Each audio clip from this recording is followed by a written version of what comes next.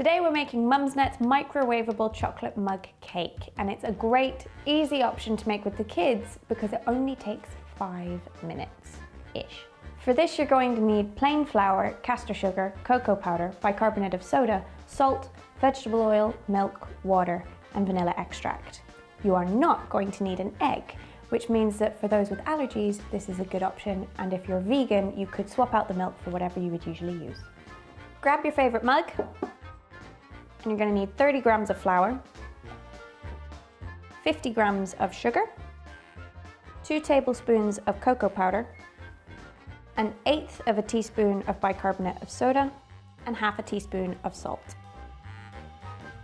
Mix it together so it's nice and blended. Next, it's 3 tablespoons of vegetable oil.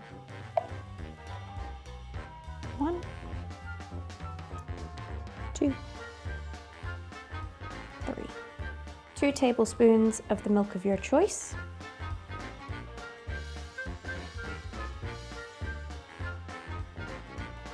And then 1 tablespoon of water.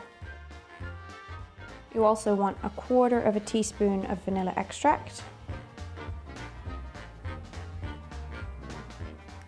And then we mix. You're going to end up with a lovely, thick, chocolatey mix. Just make sure you get all the flour off the bottom of the mug and really thoroughly mix. Then grab a microwavable plate, just in case it spills over at all. And you're going to want to put this in the microwave for about 1 minute and 45 seconds, depending on the strength of your microwave.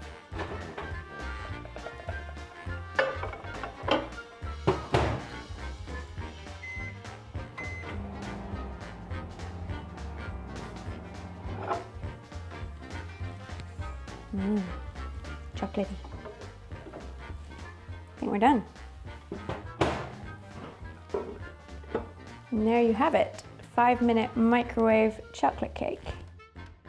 Let's see how it tastes. That's really good.